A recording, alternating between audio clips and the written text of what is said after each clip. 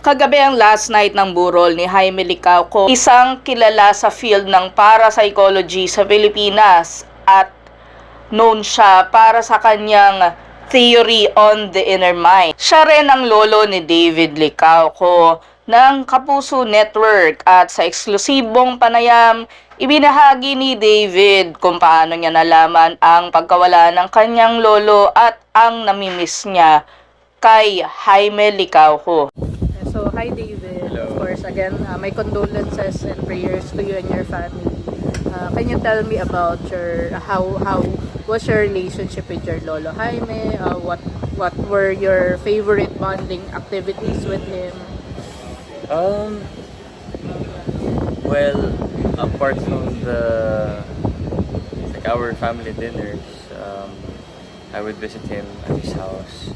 Would ask him about power of the mind, to be specific, dahil I'm very much into mga ganyan.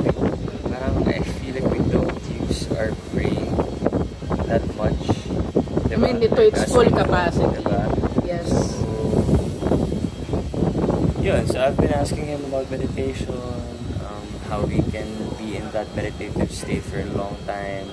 It's because, like I'm in business, I'm in showbiz, sometimes it gets too taxing. So how do I stay in that meditative state? Yeah, so he would give me advice. He said that can't happen for a long period of time kasi we get tired. So na-accept ko na okay, siguro hindi nga kaya the whole day you're in that state. So I give you the validation kasi medyo pinipilit ko yung self ko to be in that state. So on top of that, his life lessons, like about girls, about life, basically the next step, the next chapter of my life, kind of stuff. Where were you when you learned that he passed on already?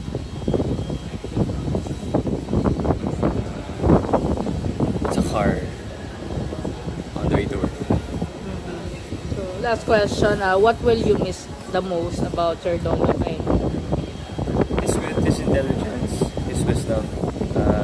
I wish I had more time to, ask him about the power of the mind, being present, and I also wish na sana I experience ko yung past life seminars niya. Hindi ko nagawa dahil at that time I wasn't interested yet kasi I was still, happy-go-lucky kid back then. So, yeah.